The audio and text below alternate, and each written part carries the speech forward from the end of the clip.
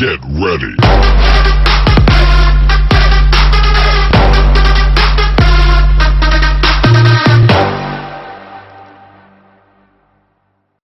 If you're ever out for a spin, pop in and say hello or whatever. I will indeed, that's brilliant. Thanks very much.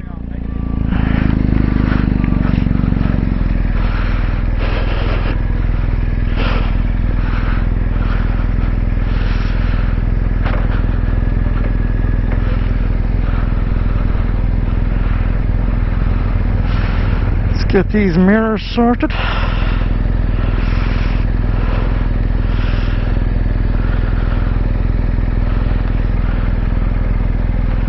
think we're okay at that.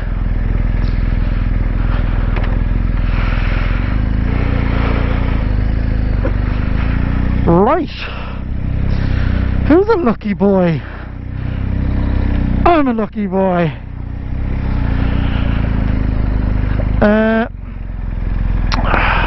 I could get my feet down, a novelty. So for the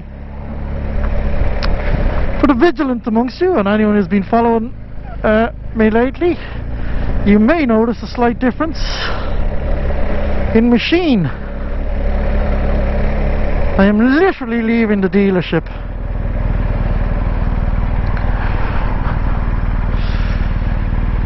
With this brand new GS1250 liquid cooled adventure.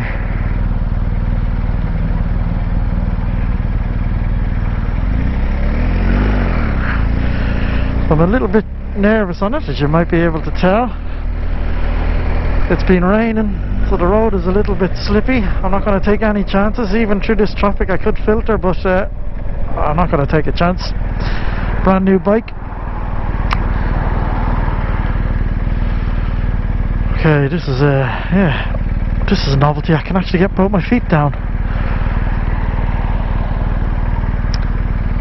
So yeah, I finally bit the bullet, and after a lot of hemming and hawing, I came out and I bought this yoke. It's the BMW R1250 R1200 GS Adventure TE, which is Touring Edition,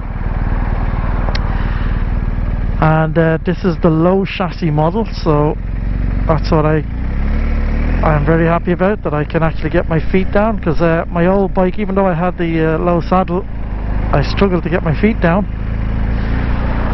But this thing is like the Starship Enterprise. He went through all the controls and the computer and everything with me, and sure, it was in one ear out the other, so there's just too much stuff to go through. So I'll play with it when I get home. So the plan is to just get home, get it in, have a good rummage around in it. I live about 25 miles away, so it'll be a nice little spin just to get the feel for it, and then I'll do a proper run out on it at the weekend.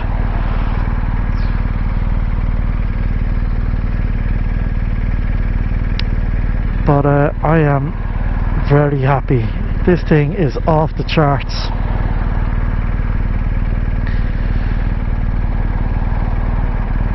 I'll have to get the Nav 6 sat nav for it, but I was just asking them there, nearly €1,000 just for the bloody sat nav, even though I have the mount and everything there. See, it all mounted up already to take it, so it's literally just the device you have to get. 900 and something euros he wants for it. It's insane for a sat nav.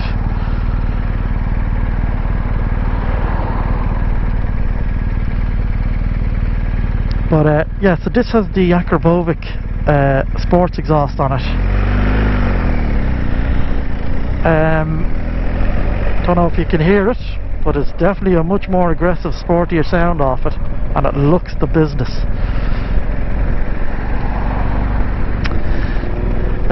The one thing actually that I've noticed is the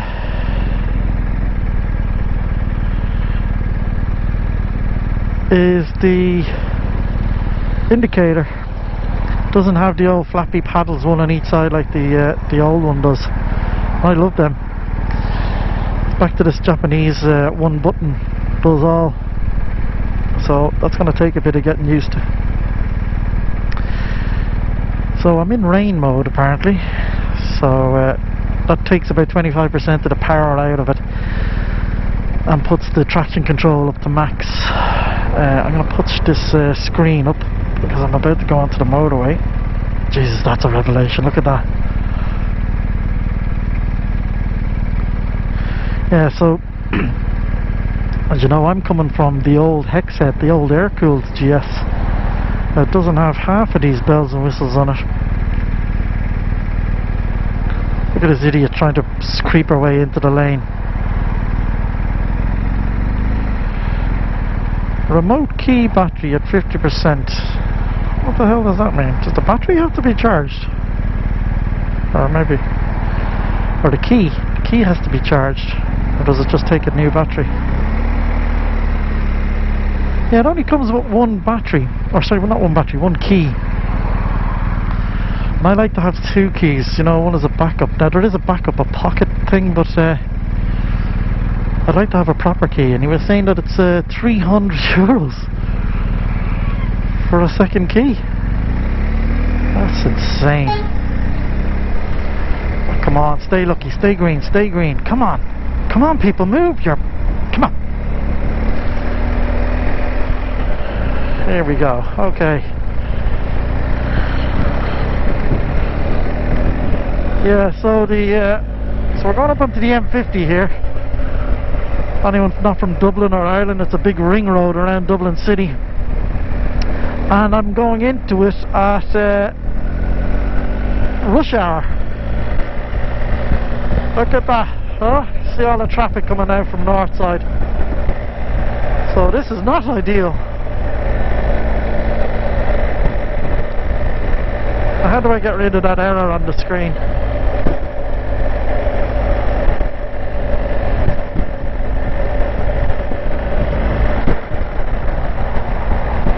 There.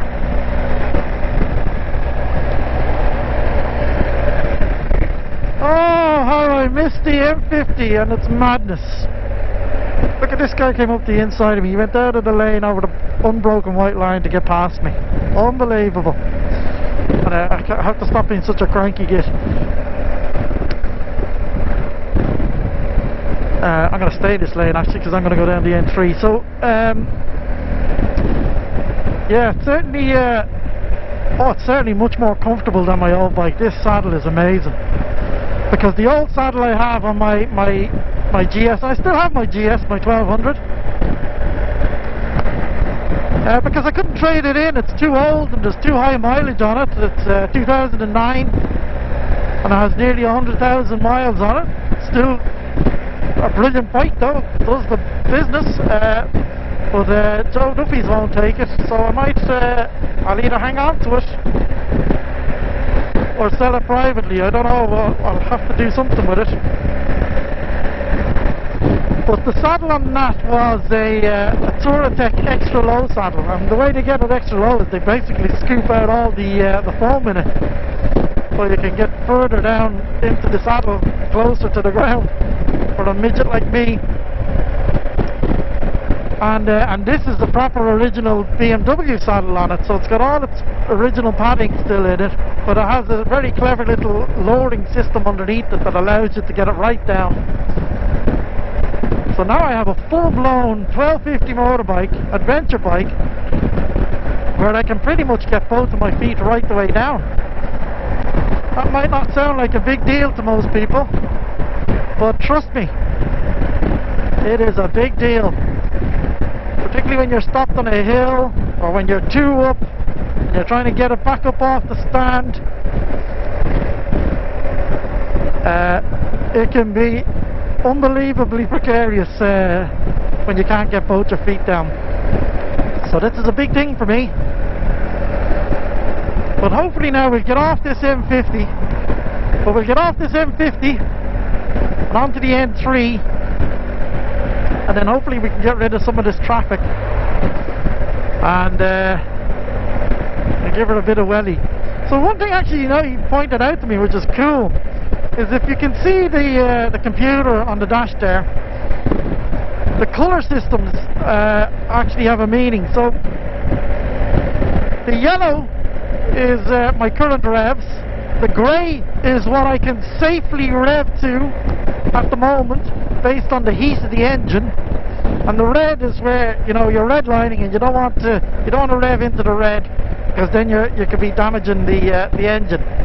But that grey bit is the important bit, because it's dynamic. So it means that when you start the bike from cold, that grey bit is much shorter, and it won't. I'm not sure if it won't let you. I can't remember what he said. I wasn't paying attention, but I'm not sure if he said it'll stop me revving it over the grey line, or it's just letting me know I shouldn't rev over the grey line. But obviously, as the bike heats up and the oil heats up and moves around the engine, that grey line starts to increase and increase to where it is now. So you can almost rev the bike right up to its total revs pretty safely. God, I hate this road. I used to have to drive this road every day in the car for work, and now I don't have to, thank God. But you can see it is a bloody nightmare for traffic. There goes the cops. Somebody's in trouble. But oh yeah, talk about bad timing. But immediately the bike feels like a skinny version of my one. It's much there's not as much up front of it as there is in my current one, and that's because they're able to fit more engine into less space, I suppose. Engines are getting smaller. The same would have been true from the old 1150 to the GS 1200. Even though the GS 1200 is still a huge bike, it was significantly smaller than the 1150. And this is even slimmer, I think, than... I was watching a video on it last night. The profile of this is slightly even slimmer than the 1200 liquid cooled. I need to get out of this lane. I keep thinking I have panniers on. I rarely drive without panniers, so it feels weird not to have panniers on.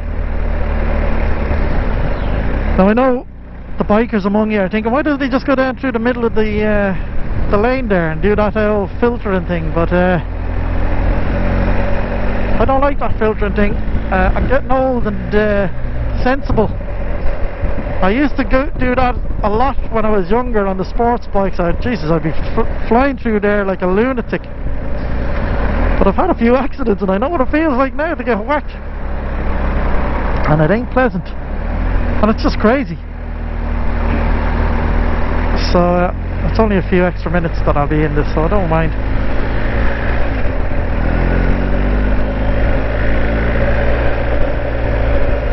But this should open up in a minute, I'd say. So yeah, it feels lighter and more agile and more manageable than my other 1200. It's much sharper. This is a fly-by-wire throttle, so there's no cable in the throttle,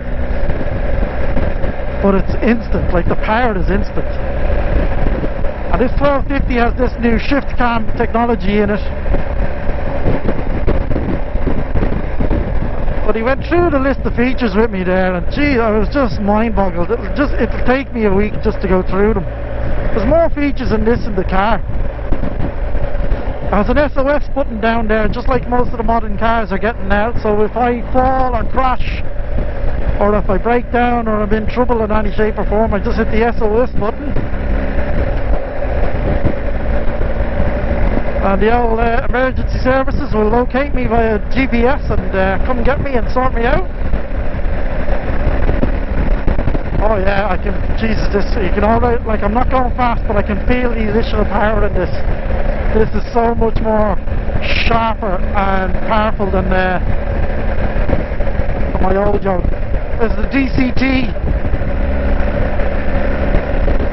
Power Shift Pro gear clutch change in it. Oh my god. And thank god the brakes are working. I nearly went right into the back of that. Jeez, they came to a sudden stop. Okay, I think maybe I'll start the filtering thing, will I? 'Cause I need to get out of this.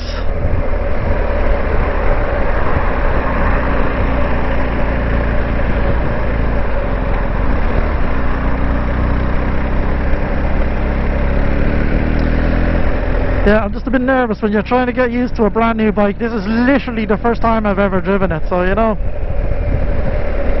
just trying to get used to the brakes and the power and the handling of it.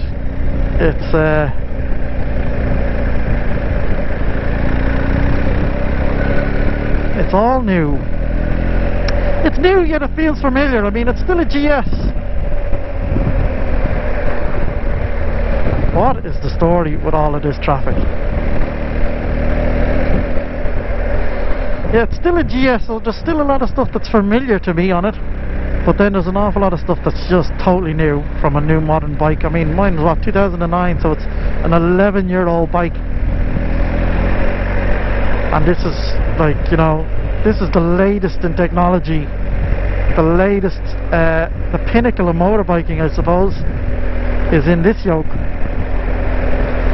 There's not much to offer out there that's technologically or engineeringly better than this. And it's a significant uptake in brake horsepower. I think my bike is 110 brake horsepower. That's in an old engine now. This is 135, I think. That's over a 20% increase in power, but on paper, but in reality that would be higher because it's a much more modern engine. And it's delivering the power better, more efficiently, and the bike is lighter. So I read somewhere that the on paper top speed of this is 135 miles an hour, but that can't be right because my old GS would nearly do that. My GS would certainly do 120.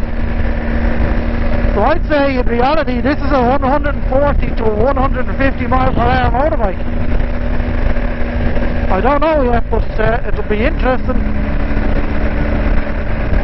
And when you put that in perspective, think about that. That's a bike that's not built for speed, that's extremely fast. That would give a Porsche a run for its money.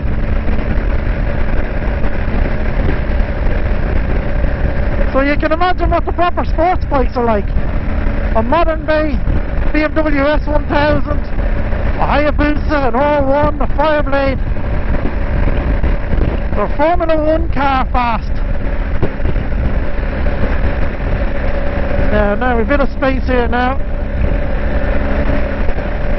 So like I said, I'm in the rain mode, which has knocked about 25% of the horsepower off it, so I'm operating at about 120 horsepower.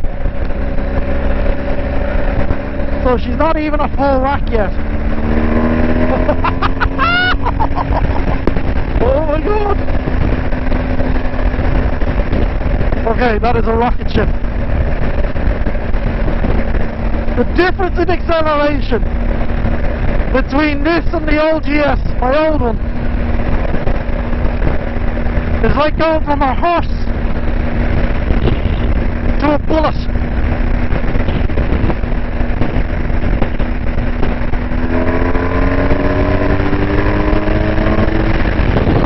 See how quick I can close that gap?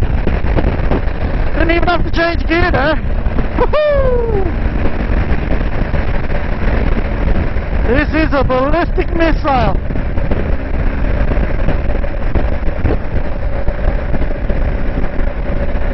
I said it before, and motorbike drivers will know. If you're not a motorbike driver, you have no appreciation of how quick these things are. Like I said, this isn't a fast bike. This is not a fast bike compared to other bikes. But it is a fast bike.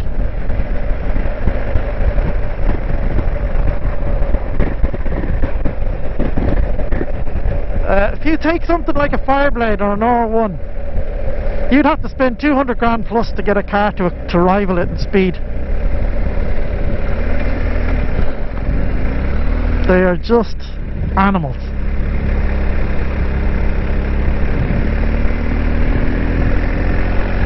I am giddy with this thing.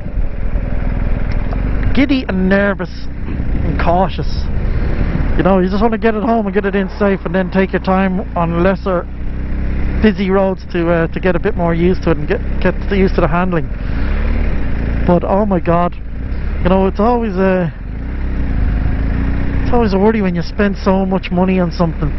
You're like thinking, you're second guessing yourself, thinking, Jesus, should I have spent that? And then you get on it and you go, oh yeah.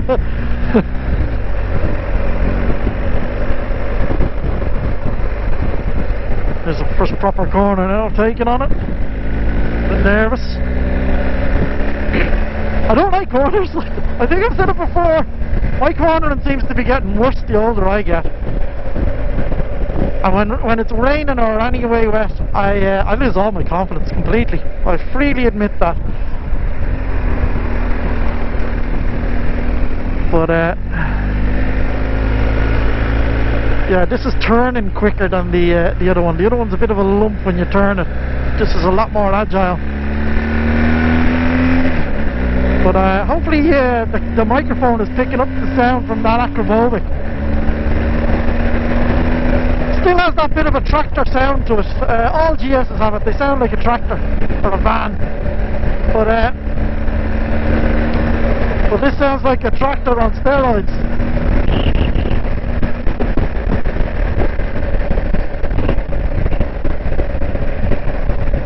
It is so smooth. I can't believe this is a twin engine.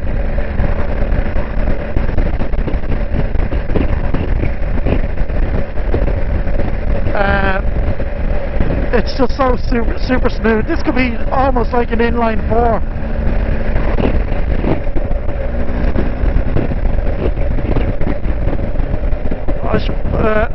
I should probably put up my inner visor. I've got my dark Polaroid visor down, and it's dusk.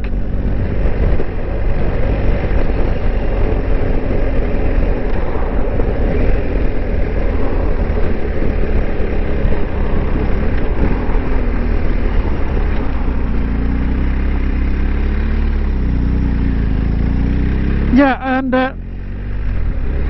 he showed me how to use the shift cam and the DCT and everything, but I'm still driving it like my old bike. I'm still pulling in the clutch, and apparently you don't have to pull in the clutch. It has a DCT, so if you throttle off, you can just click up and down between the gears like an automatic nearly. Let's try that. Oh, nothing happened there. What's going on?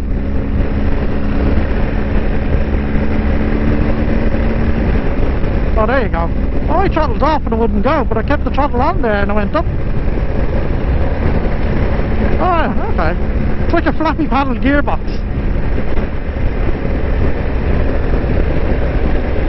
See, this is all new to me. This is my first modern bike in a long time. So all of these gizmos and gadgets are totally new to me. It's going to take a bit of time to figure them out and get used to them.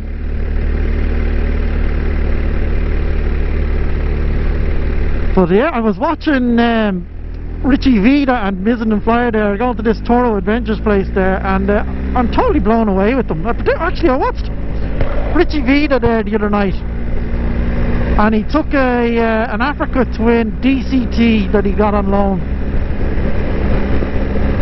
up to Scotland, and everyone told him he was mad, but he went and he did it anyway. And he met some pretty heavy snow up in the Highlands, because he went right up to John O'Groats. And I'm driving years, but I'm terrified of off-road driving, although I would love to do it. And I certainly wouldn't drive if I thought there was ice or snow on the road. And there was a point there I was watching him thinking, no, I'd just turn back, it's not worth it. I would just turn back. But in fairness to him, he just motored through it and got up over the mountain. and down past it and out of the snow, and Jesus, hats off to them. Absolutely hats off to them. Takes a set of nuts now to push through that type of snow. I highly recommend you go watch the video. Very, very good. Very good. I'm impressed. He took to the old off-road in the Toro Adventures like a duck to water. And it's given me a bit of a kick in the arse to maybe go and I might do Toro Adventures or something similar, or do some sort of an off-roading course, because I would love to be able to take this off a gravel track or something and head up into a forest or something like that. But some of the stuff he did was incredible, and I could be wrong, but it looked like they were just doing it on standard road tyres or Rallye 3s with an unmodified motorbike. I mean, basically exactly what I'm sitting on now.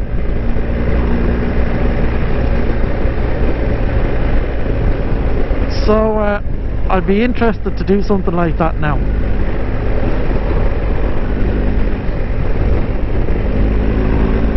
But this is phenomenal. I'm already instant bonded to this bike. It was the same with my old GS. There's some bikes that I like the look of, and I think, oh, because I was thinking about alternatives to the GS. I thought maybe I'd go to the RT, the 1250, or maybe I'd go to the K1600. And I went and I sat on all of them and I tried them. No, didn't like them. Not that I mean, they're astonishing bikes. They are astonishing. But you know, you just know it when you sit on it. That sounds rude, but I remember when because I was driving a Honda Blackbird before I bought my first GS, and I remember test driving that GS, and the moment I sat on it I went, yep, this feels right. And this is exactly the same. And I know this is a GS as well, but it's essentially a completely new bike. I mean, it bears no resemblance to the old bike in any way, shape or form. I mean, there's things in it that are similar, but this is a different bike. But the second I got on it, I went to kick the tyres on it on Saturday, knowing that I'd probably buy one in the next couple of months. But I honestly, genuinely went to just kick the tyres on it on Saturday. But the moment I sat on it, the moment, I went, this is it, that's it. I found it because I was looking for a very specific spec. I wanted the TE spec in the Rallye colours, with the acrophobic HP silencer, and it had to be the factory lowered chassis. And so, not to look a gift horse in the mouth, I said, you know what, life's too short, let's do this. And here I am.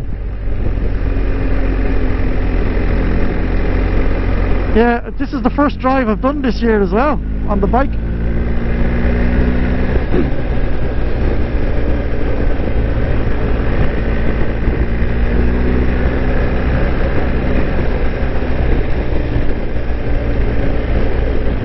So yeah, I done a video there the other day. I haven't edited it yet or put it up, but I went in the two bikes, the Blackbird and the old GS, had been sitting up since November. So I was curious to see if either one of them would start. So I went in and I tried to fire them up. Tried the Honda first. Nothing. Not even the dash lights came on. Nothing. And then I went to start up the GS. Now she turned over, but she just didn't have enough juice to fire her up. So I had to whip the battery out and charge them up. Well, I whipped the battery out of the GS. I tried to whip the battery out of the Blackbird, but whoever owned it before me must have bloody Loctite or cemented in the bloody the nodes, the connectors, because I could not get them out. Nothing was budging them unless I was going to damage the hex head on them. So I just ran a lead down and put the charger onto it. So that's charging today. So hopefully tonight or tomorrow I'll try fire that up again. But I can see already there's some power getting into the dash lights.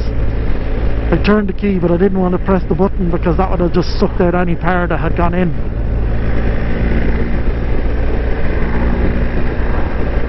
So in the next week or so, well, this weekend it's all about this yoke, but maybe in a week or two I'll get the Blackbird out, because I still haven't really put that through its paces yet. I bought it last year, but I've literally only taken it out 3 times, and they were very short runs, so I need to get that out and do a proper run on it. And I bought all the new fairings for it. Although I was looking at it today, I probably could have got away with the fairings that are on it. They're actually very clean.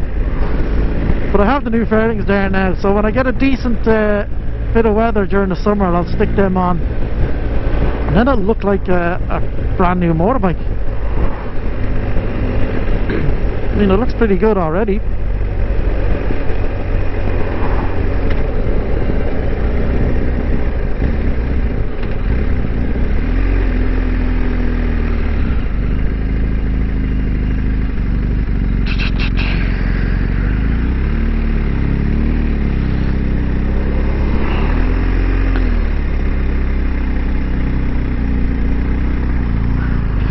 Yeah, this indicator is going to be the biggest thing to get used to.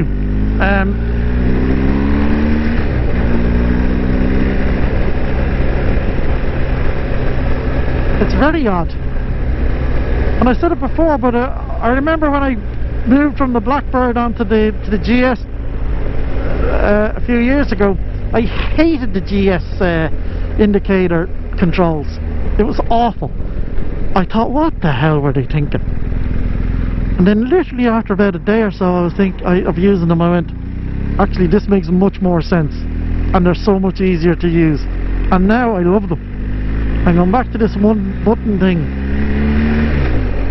No, I don't like it.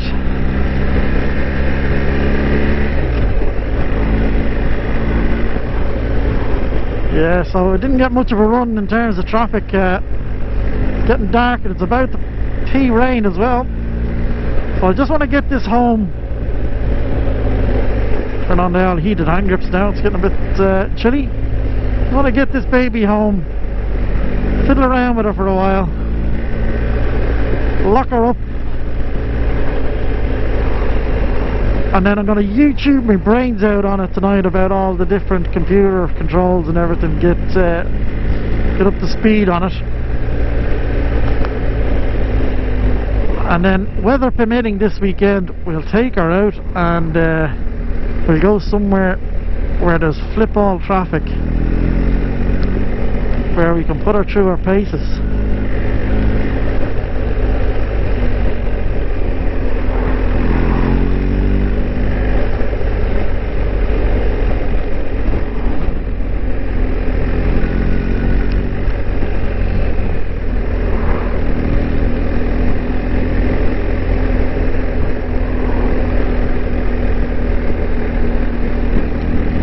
I am loving this, and I suppose the good thing now that that I did buy it a bit sooner than I had anticipated is that I'll have it for the whole year, and we'll be able to bring it on all of the trips I have planned for this year.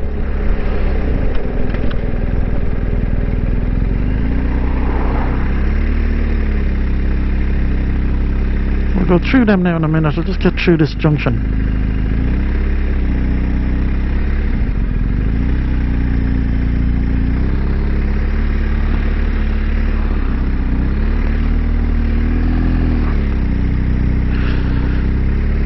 Yeah, so we've several trips. I have a load of trips actually coming up.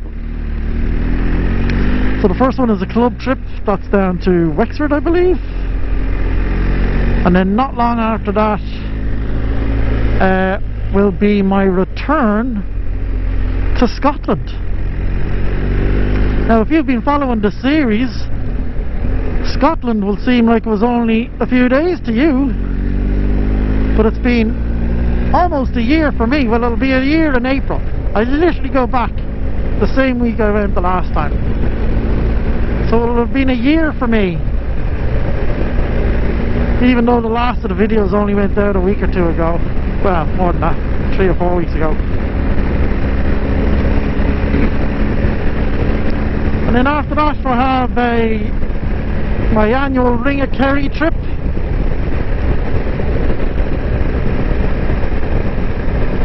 And this year I'm going to go back to Tiba, which is Andalusia, and we'll do that trip.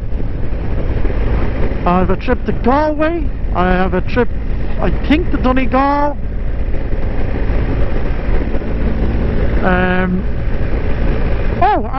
I have a trip with my brother to Wales, over to the Brecon Beacons. I'm looking forward to that now. That's going to be very good. Here's the rain.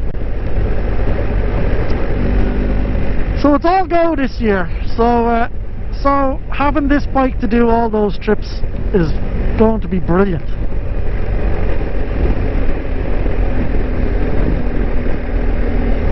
Oh yeah, geez, the heated hand grips on this are much more powerful than on the old one.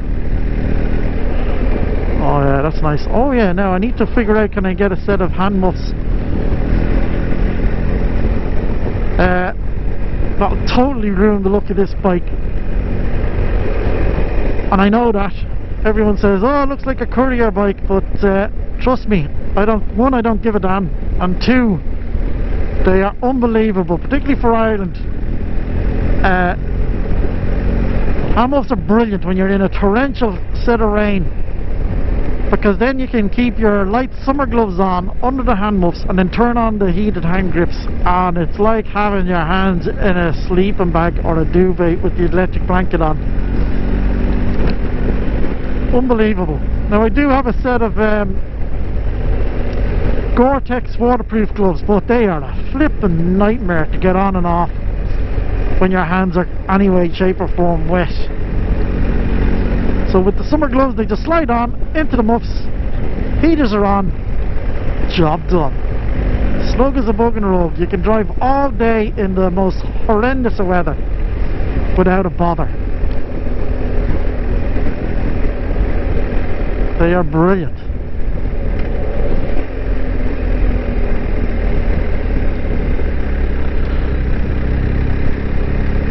Anyway,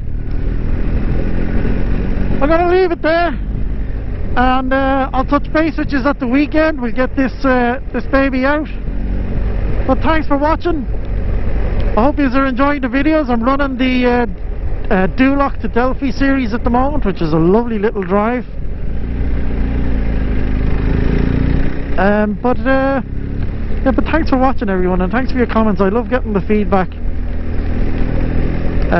So I'll talk to you soon. Alright, take care, bye bye.